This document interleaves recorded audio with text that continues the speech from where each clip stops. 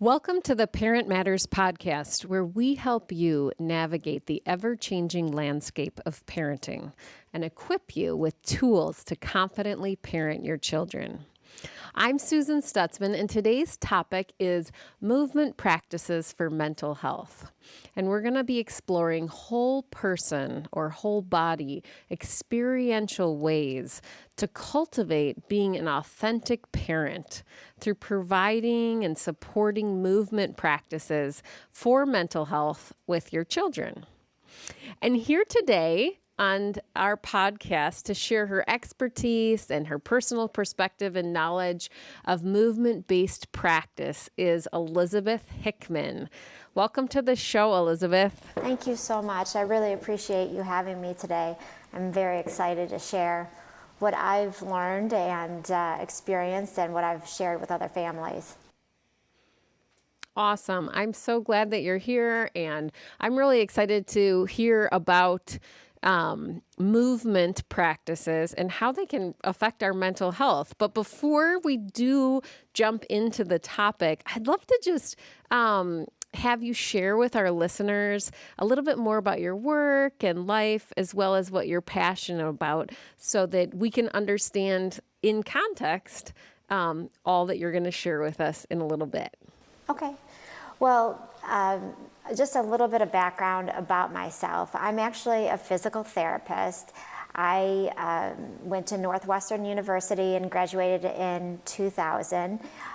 Quickly after graduating from school, I was in outpatient orthopedics, but quickly jumped into working with kids, and I started working in the school environment.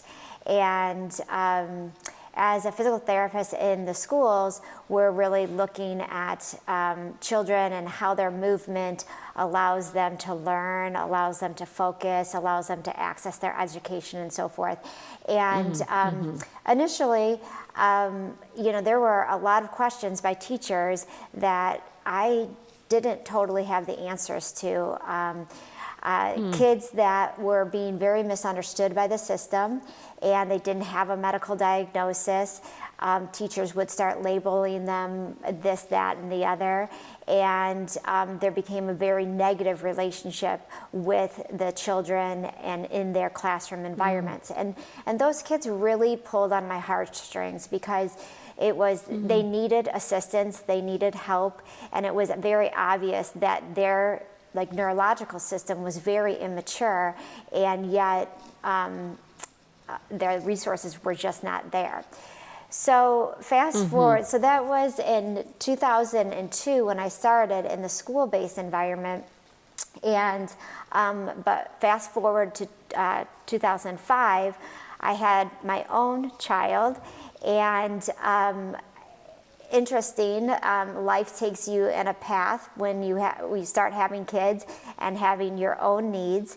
And when he was born, he was in the NICU, and he had kind of a very, I say, fast and furious start to life, and sort of traumatic. And he was a phenomenal baby, but just would not sleep. He was a total non-sleeper, and unless he nursed 24 hours out of the day. And he was a happy baby, but just, it was very obvious that his nervous system was just revving like crazy and needed assistance all the time. And this is a story for a lot of parents, a lot of newer parents, when they're trying to figure out how to regulate their children, their babies, things like that. And by the time he was 3, he still was not sleeping through the night, and he was still getting up 2, 3, 4 times a night with major night terrors. And I was desperate, so I was desperate as a parent. Yeah. And then professionally, some of these kids that were being misunderstood in the school systems, I was really looking for strategies for them. And even though, in my schooling at Northwestern and in my physical therapy practice, it just wasn't offering me enough to give these kids what they needed. So I say this was the good times of Google searches and being able to like connect with the world and so forth. And I found a band of people outside actually the US and realized, because what I was noticing in my own son, as well as a lot of the kids that I worked with, was that there were movement patterns that were so immature that they really needed assistance with maturing those patterns. They were patterns that should have actually been developed very early on, even in utero or in the first year of life. And it was just complicating their ability to live in the world and interact in the world. And so that's when I started specializing in, or I say learning about what I practice now, which is called rhythmic movement training. And it's a movement-based practice that helps with integrating reflexes. And we can go more deeply later into what I mean by reflexes, but it's using a movement-based practice to actually help mature various parts of the brain. And so maybe when a child has skipped a stage, hasn't been in a stage very long, didn't have opportunity for one reason or another to develop those things early on, we rewind back and we use movement to help lay down that neurological foundation. So fast forward to today, I continued in the schools and working in the schools, but now I have my own private practice where I serve kids in my office. I also still serve kids in the schools. I love still working with teachers and all of the support staff in the schools. And then I also teach continuing education classes for professionals, but then also for parents. Parents, teachers, anybody. So that's awesome. I know I first learned about you through a email blast from a group that I'm a part of, and it sparked my interest because I, as a mental health professional, find that movement is essential in working with kiddos, and as a parent myself with 3 kiddos, I have found that there are differing needs for each of them, and even though it can feel sometimes like it's more effective just to try and steam ahead with homework or with different things, I've found, especially with my 2 girls, they're twins, it's much better to use movement. And I will say, one thing that I'm excited to talk to you about is reflexes and integrating them, because I know that whether I know you're a PT and whether parents have any experience or interaction with PTs or OTs or mental health therapists, we're working together with your child to begin to help them with regulation, or what I like to call balancing their nervous system, to teach them how to get in and out of situations. And yet, sometimes it's really hard or almost impossible to do if they have an unintegrated primitive reflex. So I'm excited to chat with you about this. So let's jump in, and would you share? Can you share a little bit for our listeners about the central nervous system, why that's so important to know about, that highly complex coordination that comes from our central nervous system area, and how it impacts our development and what we do and how we move and breathe in the world? Sure. Well, I'll explain some of this and even bring in the idea of reflexes and so forth.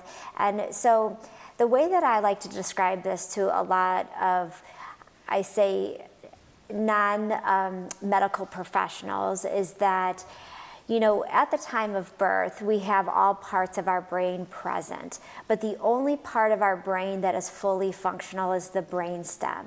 The brainstem is, the base of the brain, and the base of the brain has all of the essential things. It regulates all the essential things for us to live, right? Everything from breathing to our respiration rate to our ability to sleep-wake cycles, all kinds of things that this brainstem does, and it's critical, right?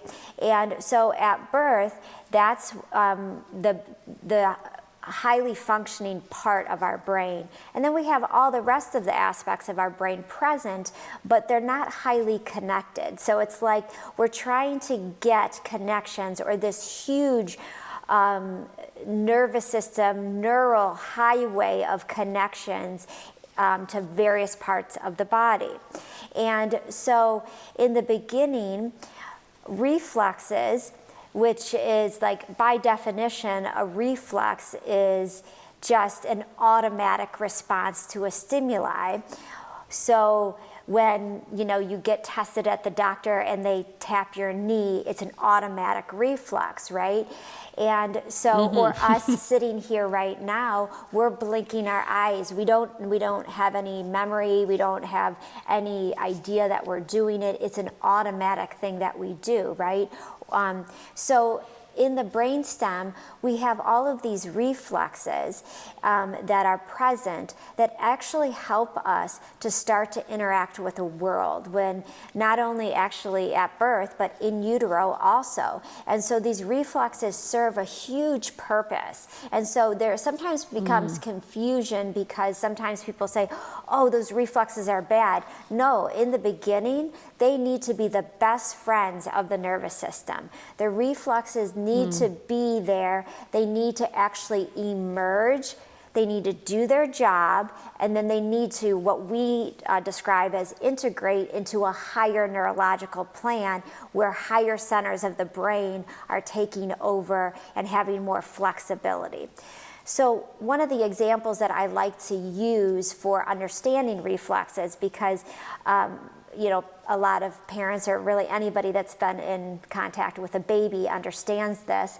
But at birth, when a baby is hungry and you just brush their cheek, they will automatically turn their head towards the stimulus, and then they will root on to whatever that is.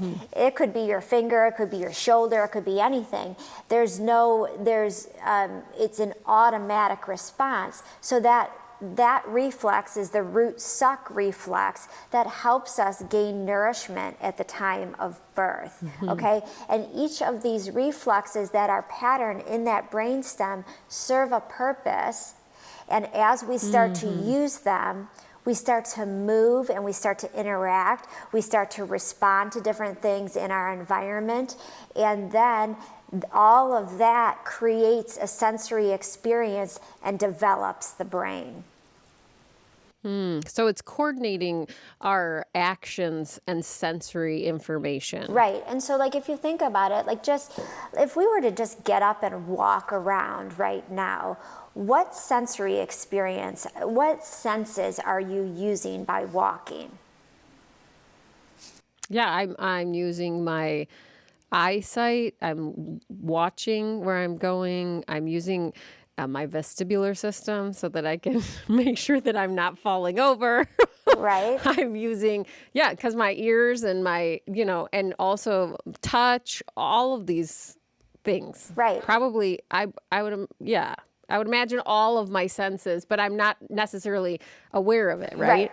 And so basically movement creates a sensory experience. And so anytime we move our body, we are stimulating all of our senses, so it could be vision, it could be auditory, it could be tactile, it could be proprioceptive, it could be vestibular, all kinds of information when we are moving.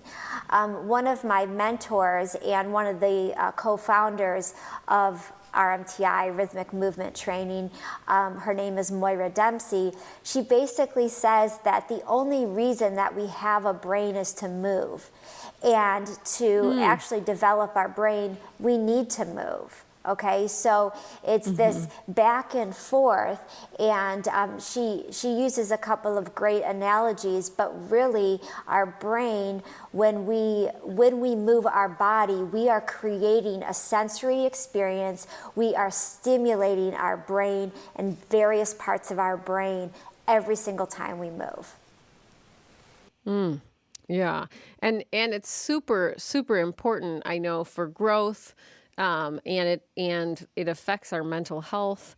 And so I wonder, as we're talking about rhythmic movement therapy, can you kind of differentiate for myself as well as our listeners, what makes rhythmic movement or RMTI different from other therapies? Like, I know there's I have had training in unintegrated primitive reflexes through an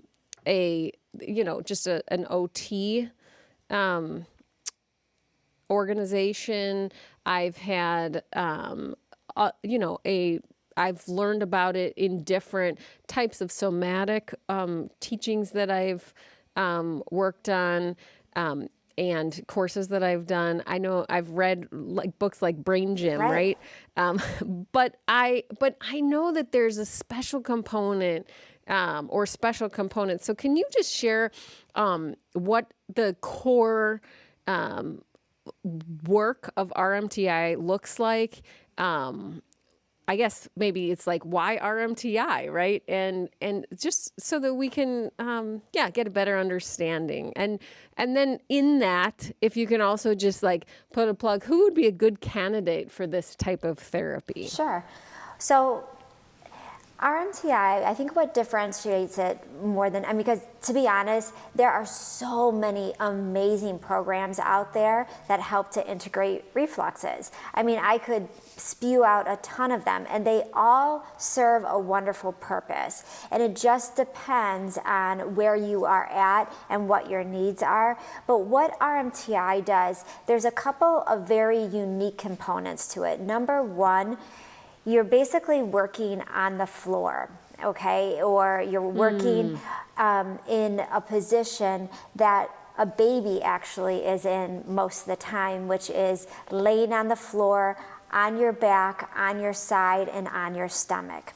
And you are trying to create organization through certain movements that happen naturally. You will see babies doing these rhythmical type of movements before they blast into another developmental stage. And so that's one piece of it, is that we are basically getting down onto the floor, or if you can't get down to the floor, a mat, table, or something like that. But you are supine, prone, or sideline doing the majority of these movement patterns, okay? And so that's one piece of it. The other major piece of it is that the person you're working with is in control. Meaning that I am the facilitator, I am not the dictator of what happens, okay? And so when we still have reflexes that have immaturities in our system, and reflexes are still being triggered every day, and we have immaturities to different parts of the brain, metaphorically, it's giving our body no choice. It's only given us one choice. So you see those, I'll go back to root suck. So you see those kids that are chewing here, on their collars, or they're chewing on their fingers, or they're, when they are overwhelmed, they have one choice to just go ahead and go back to root suck. Well, when we start to do some of the rhythmic movements, the body starts to realize that there's opportunity for choice. And so also the way that I implement the program is that the person themselves, they're making the choice as to where they're ready to begin. And so even though reflexes kind of they start to develop in utero, and there's a sequence to many of them. You don't always have to start at the beginning, because sometimes if you start at the beginning and you start to go after a reflex, I'll just name one, it's called fear paralysis, that develops at 5 weeks in utero. If you start to go after fear paralysis and that person you're working with is not ready to start to integrate fear paralysis, you will lose them immediately. They will never want to come back into your office ever again. So you need to meet the person where they're at, what they're ready to do, and what they're capable to do in that moment. Oh, okay. That's really, really helpful. I mean, that's the way we practice, or I practice as a mental health clinician as well, right? Like, I'm not going to, be like, okay, it's 4:00 on a Tuesday. Tell me the worst time you ever had in your life, the most traumatic thing. Boom, go. Like, Right. it's like, I mean, I would lose them, right? We're working the edges. We're working the edges, and slowly we get closer and closer. But if we meet them where they're at, then we begin in a resourcing phase, so that it's almost like it sounds. Now you tell me if this is right or not. That it's more strength based in that way. So you're allowing the client to dictate. Yes. Or to lead. Yes. And so then you're working with what they're capable of, and yes, you're aware of maybe what is unintegrated, or, you can test for that, but you're not going to work their edge when they first come in. You're going to develop a relationship and then move from there. Exactly. You work with where they're ready to begin. Innately, we know what we're ready to deal with, and so in the beginning, you might not be ready to just go deep, deep, deep, deep. You'll have to get there to really fully transform or develop and mature and so forth. But that might not be the first step that you take. And so that's the one thing that I think that differs in RMTI. And even when I'm like teaching individuals that you need to take your control out of it. You need to be led by the person that, like if you're working with your child, you need them to have control. If after 5 seconds of doing the activity, they say they've had enough, or they're showing you they've had enough, that's it. You stop right there. That's their tolerance. And you don't push it further. I always say, actually, it's the hardest for parents to work with their own children, because we as parents just want to keep on doing it, like more. We need to do as much as we possibly can, but sometimes we need to just let go of that control and let the child lead us into where they're ready to grow and change. And then that actually snowballs into how you see their play skills changing and things like that. And it's very interesting. And so it almost becomes very organic, even though I can sit there and analyze everything from a neurological standpoint and say, okay, this is what's maturing, this is where they're going, and this is great, and blah, blah, blah, blah, blah.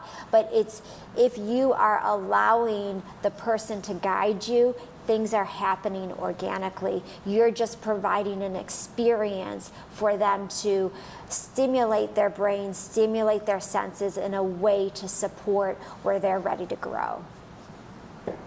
That's beautiful. That's so beautiful. Yeah, you are helping them as they organize, and instead of dictating a preconceived or planned or patterned 6-week integration, it's like you're tailoring it to their needs. And I think, man, it's something that's so needed, especially when there are difficulties that children and parents have with movement, with mental health, with physical aspects of themselves. And I think one of the things that I would like to ask you, and I'm curious about, is there's I understand that as a mental health professional, that integrating reflexes helps with a lot of different things, and I know there's a lot of research on ways that it helps issues like sensory integration, which then affects self-esteem. It helps with ADHD.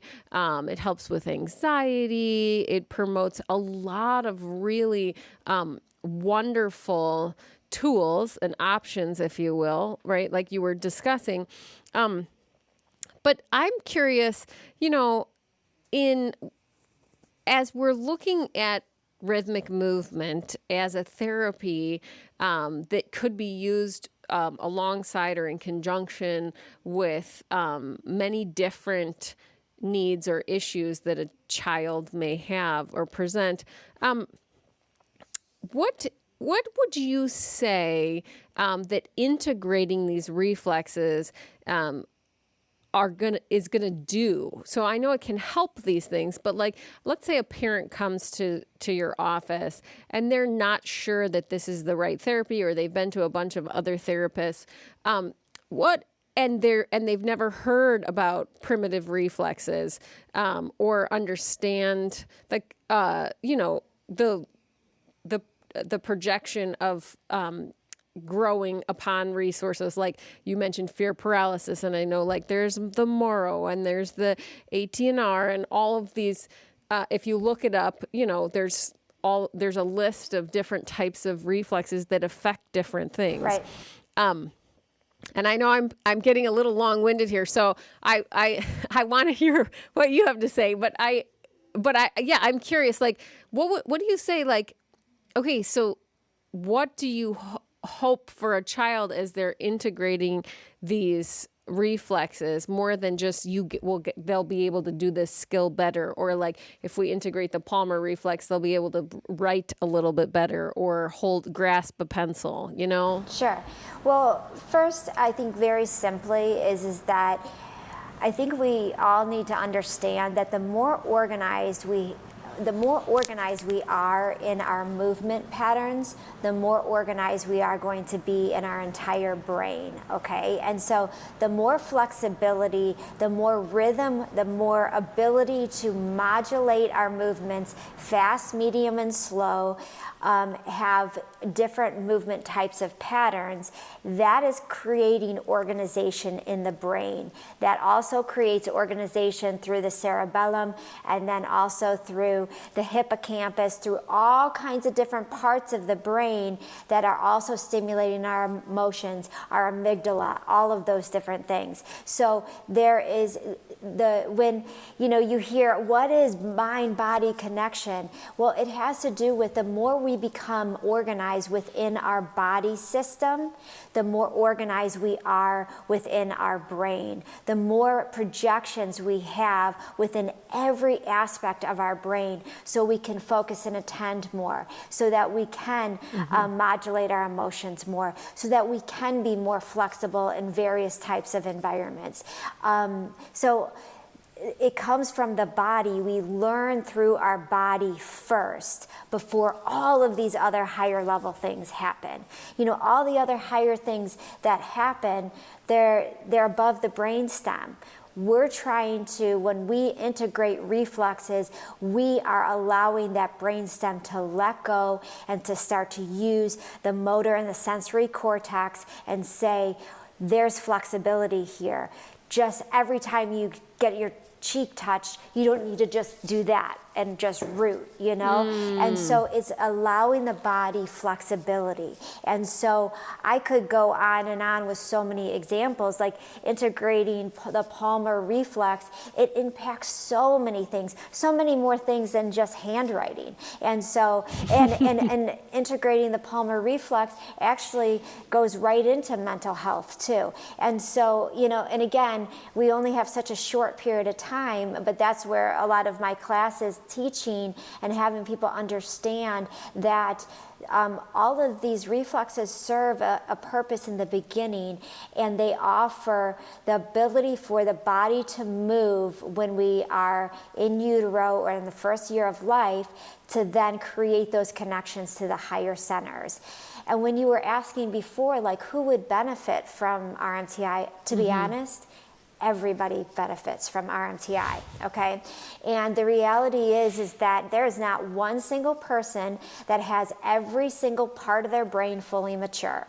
I don't really like diagnoses. I'm just being honest. Like, you know, I know diagnoses drive healthcare systems and everything else, but I don't know, maybe this is just like a coping mechanism, but when people come in and they have this, that, and the other diagnosis, I kind of forget about it, because really it comes back to just immaturities in the brain, that there's certain connections in the brain that just are not strong enough, and that these other patterns are much stronger, that are more immature brainstem patterns. And so we need to start to help access upper regions of the brain, and that's what the movement patterns and the integration of the reflexes do.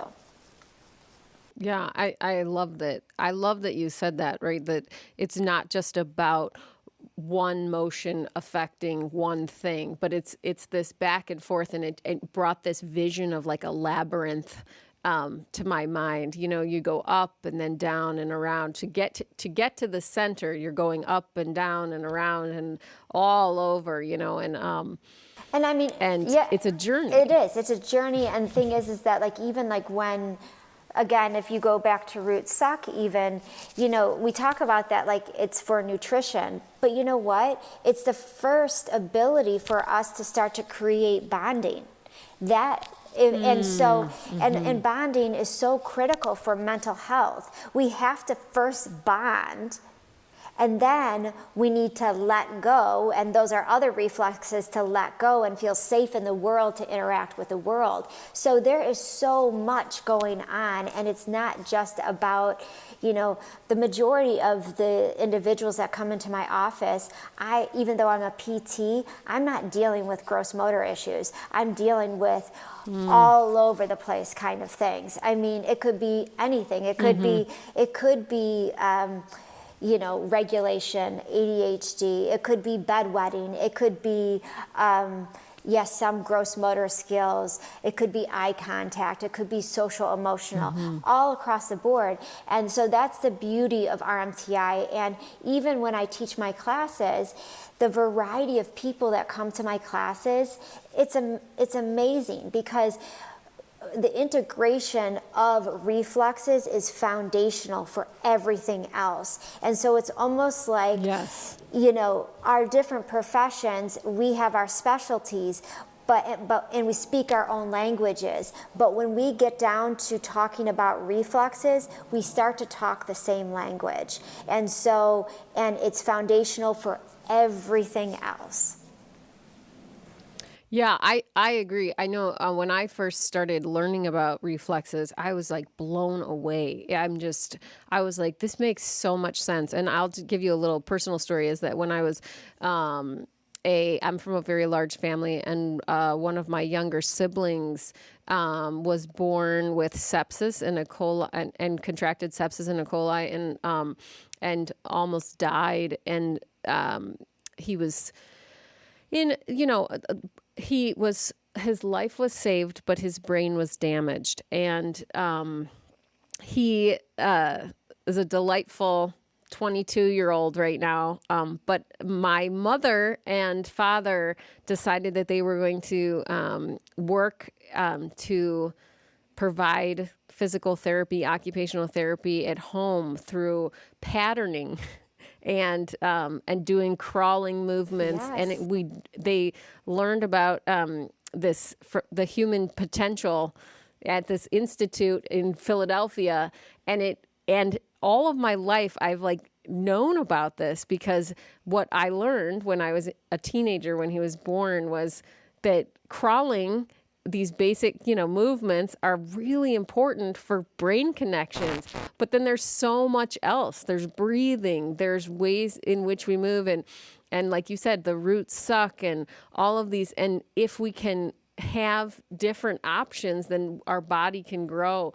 And for me, what I think is really cool is, my experience. My brother, they said he'd never be toilet trained. He'd never be able to walk on his own. He'd never be able to hold a job. And he's doing all of that, Yes, which is so amazing. awesome. And it was 8 years of this therapy, if I remember correctly. And it was a lot of work. But my mom was like convinced that this would work. And when I became a mental health therapist and I started, learning about different things like somatic work and was introduced to this, I was brought back to my teenage years when we all helped with this therapy in the home. And I thought, oh my goodness, this makes sense. I've known this, but I've not known this, and I think it's fascinating. So, even though it's not just me, right? I've seen it work, which is amazing. And that's one of the reasons why I wanted to chat about this today, because I think that as parents, a parent myself, right? And you were talking about your experience as a parent.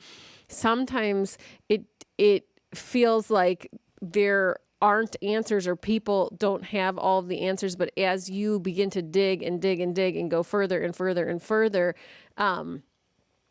it's remarkable what you can learn about the human body and how integrating different aspects of it can actually help a lot of different things, right? Growth, where we're going, our human potential, and so I feel like I'm just excited, really excited that you're here and we're having this conversation. And I wish we could talk forever, but I would love it if you could share with our listeners a little bit about that, like a practical example. So I know you've mentioned the root suck a few times, and I just can't help but think of all of the kids that I see regularly that might have reverted back to or continue to suck their thumb or chew their mask here in COVID times or, do something like that. And I know that it's important to address the behaviors and to give them options. But what would a typical treatment, if they're ready to work on that, look like to help to integrate a continued, rooting behavior? Well, I'll answer that question, but I also want to just make a comment that, and I'm sure that you say this all the time to the families that you work with, is that a behavior is just a form of communication, okay? And so when you see a behavior, it's just communicating something, right? Let me ask you, when you see those kids sucking on their masks or sucking on their fingers, what does that communicate to you? Well, what do you think it communicates? I think it communicates that they're scared because they're looking for something to kind of settle them or ground them, like almost like an early, Exactly. sucking of a bottle Right. action. Exactly. Because roots suck, again, it's not just for nutrition, it's one of the first ways that we create safety and security in our system, okay? And so that behavior itself is communicating, I'm not feeling safe right now. I'm feeling overwhelmed right now. I'm having to do something to basically ground my system. And I always tell families that actually the biggest way in which we ground our system is through our mouth. So you think about it, not just kids sucking their thumbs, but what oral motor behaviors do we have as adults that help us to ground our system, whether it be smoking cigarettes or oral fixations for any reason, or overeating, or doing all kinds of things, it's because our whole body system, our whole body feels so disorganized and so dysregulated that we're going back to the very first thing in life that helped us to ground. And so the behavior is just communicating what the system is feeling or sensing inside. So I could go on with every single behavior, like when a parent comes in, like how that communicates. So anyway. Yeah, no, I think, and I mean, like, I think that's, I think that's amazing, because, I mean, if you think about it, like, like people that chew ice or chew gum, or, or yes, like you said, smoke cigarettes, or have a vape, or, have to have a straw near them, or, any type of, something crunchy or something in their mouth. So then I guess, like, so personally, I'm going to ask. So how do you fix that? How do you not just replace the behavior with something else? Because you have to go back to the body. And so basically, there are certain movements, and again, it's individual, but there are certain movement activities that you are taking the person through for them to experience, and so that you're starting to develop nerve networks into different parts of the brain to create more calming effects and more feelings of safety and security. So you might, some of the things that I do straight for root suck, if I'm just going after root suck, might actually be face work and inner mouth work. But it's not just about that. It's not just about going after root suck. It's about the whole body system.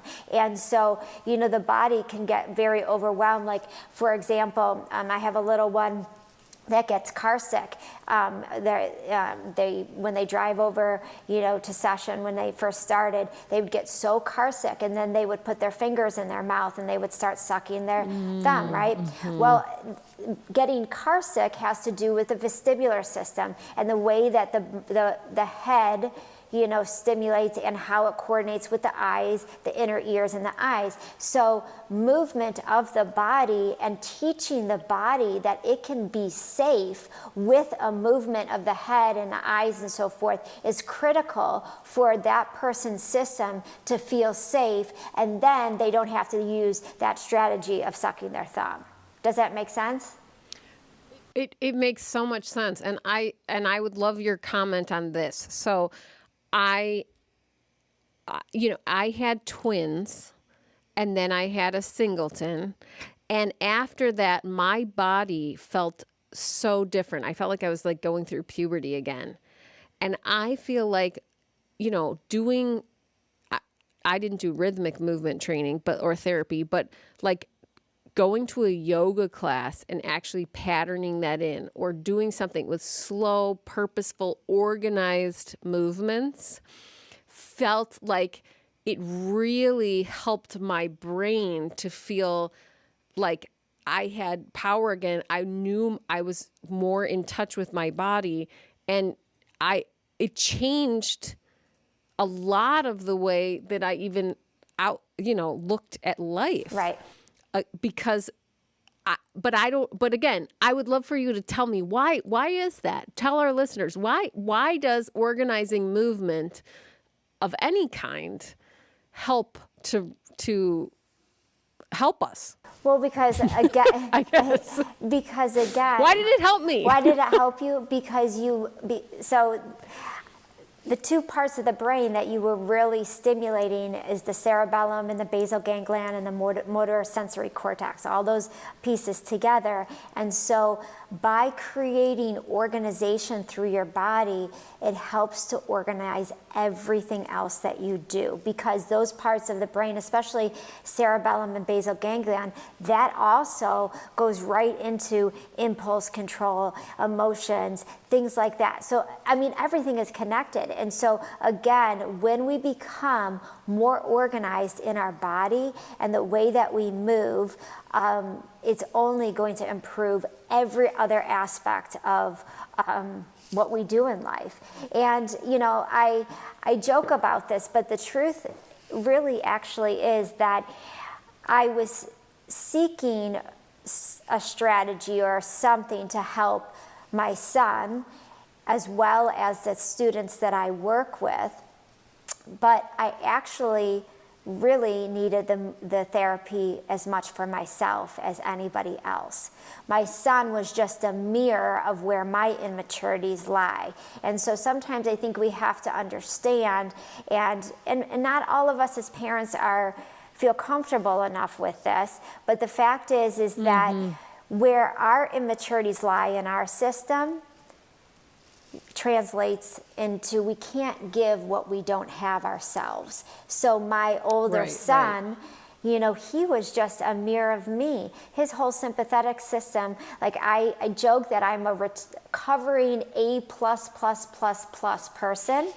And so the rhythmic movements have allowed me, you know, to also modulate my system and be able to be more flexible, less controlling, be able to, again, from an emotional standpoint, let go, things like that. And so, you know, and again, I don't know how you feel about this or the audience, but it's like our kids are truly our greatest gifts sometimes for our own growth, right? And so that's what it's true. And I agree with you 100%. And I think, you know, what's beautiful is like my journey to really, really work to integrate my body and brain began in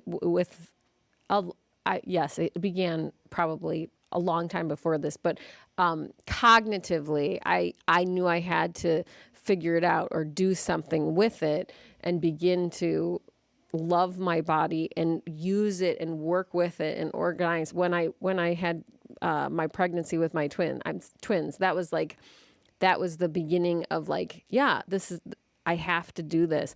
And I appreciate your vulnerability so much about having a child and them really being a mirror of your nervous system or the way in which you move in the world.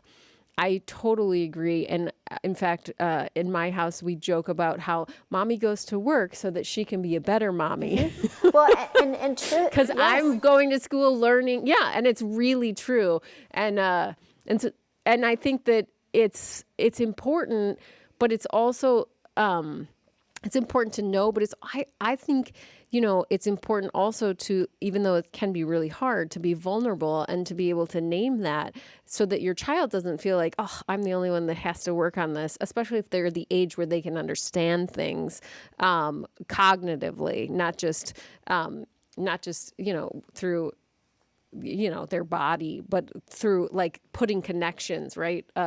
Their cognitive brain is connecting the dots, like something's wrong with me. That's why I go to therapy or something.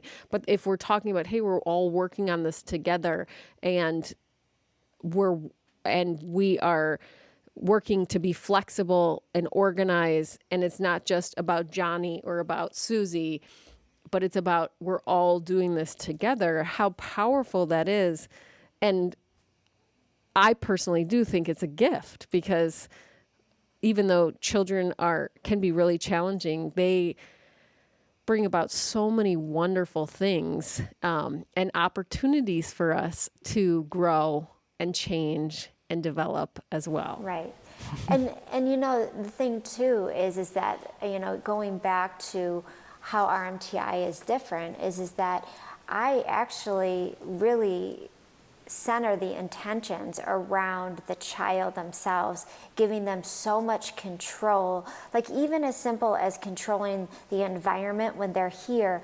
Do you want the music on? Do you want the lights on? How do you want, you know, do you want the candle burning? All of these different things so that they start to really realize, you know, a big buzzword is that interoception, having knowledge about internally what you need for yourself. And so by allowing the child to have control over so many of the things and they're like, well, you're not going to tell me what exercises to do? And I'm like, no, I'm going to help guide you to what you want to do. You know, do you want to be on your tummy? Do you want to be on your back? Do you want to work with your head? Do you want to do this, that? You know, and I mean, it sounds like, I mean, obviously I do a full evaluation and I know where the immaturities lie, so I know what options I have for each. But still, the idea is allowing that person to have a voice, because when we are stuck in using brainstem all the time,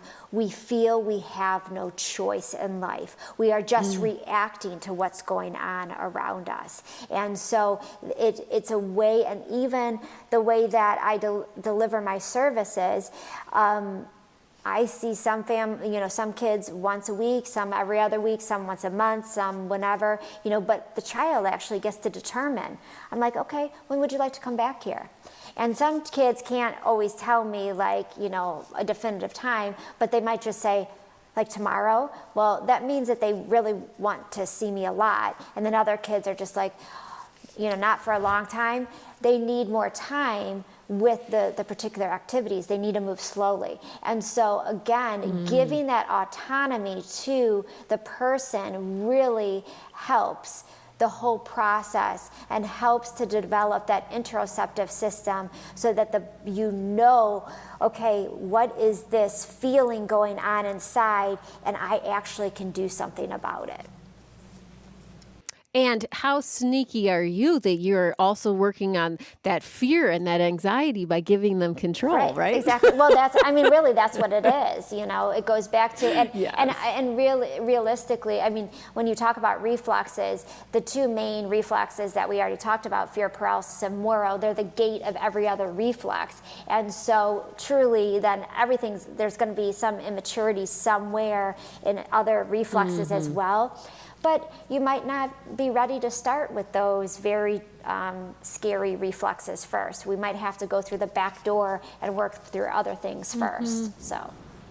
Yeah, I remember. I'm just going to share this small anecdote. Is that I remember being in a training where it was informed by understanding reflexes, and the work that we were doing on the body. It was more geared towards mental health, but the instructor said, notice where your head is and what would feel better, to lay with your head towards the door or not towards the door. And I was like, oh my goodness, I never had a choice, in certain trainings. And how actually sitting and listening, I was like, my body actually had a preference and felt safer one way.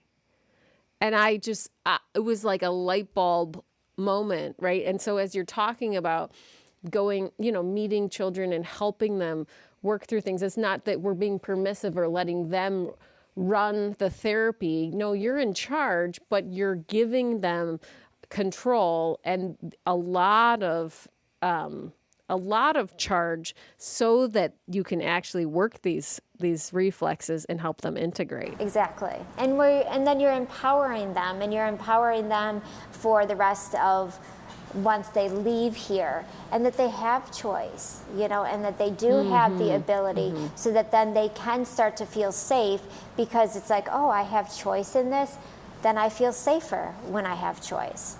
Yeah. Yeah. Yeah. Oh, that's beautiful. Well, Elizabeth, I am so glad that you have been able to join me today.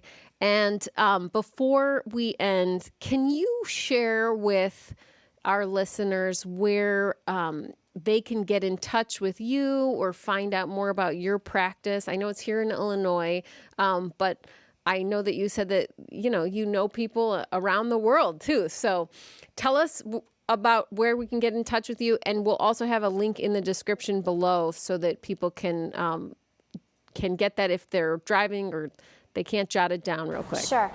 So my practice is called Thrive Therapy. My website is thrivetherapy.info, and you can get in touch with me through my website. I have trainings throughout the year, and some are more advanced trainings, but one for parents and teachers, or those that just want to get their feet wet. I have a one-day course that's called Rhythmic Movement and Play, and it is an incredible course. It's actually one of my favorite courses because you don't get really deep into all the neuro, because sometimes that overwhelms like people that are not necessarily interested in or practicing in that way, but you leave knowing all of the 17 basic movements of RMTI, and I love the class, especially for, like I say, parents, caregivers, teachers, grandparents, and those that, or even therapists that just want to start learning and seeing whether or not this would be a tool. And you can go home with somewhat ignorance on fire and just start using the movements. And I teach you how to, use the movements and read the person that you're working with, and you go after it. And then, of course, if you need further support, I do. Like I said, I service clients in my office, and you can get in touch with me that way as well. Awesome. Yeah. And I know that I'm not sure what the PT laws are across state lines. I know that mental health across state lines, the person has to be present in the state, but I know that there can be just so much gain from even going to your website or learning trainings or going to trainings and learning through that. So check out thrivetherapy.info. Is that correct? Correct. Thank you. Awesome. Okay. And is there an RMTI network online for our parents that are listening around the world? So there's not necessarily a network for, like, once you start to do trainings, there are actually Facebook groups when you've started to do RMTI trainings. And so once, like, you take a class, you can be part of that Facebook group. There are probably various reflex integration networks through Facebook, and actually I've received lots of information from, or people contacting me through Pinterest because somebody blogged about me on Pinterest and things like that. So, I think that finding resources is more about, looking at either RMTI or reflex integration to gain more ideas about what some of the modalities are about, and understanding what you think might be a good fit for yourself or your family. Nice. Okay. Well, this has been such an informative hour, and I am so thankful that you agreed to come on this podcast. Thank you so much. And listeners, thank you. Thank you for being here, for listening.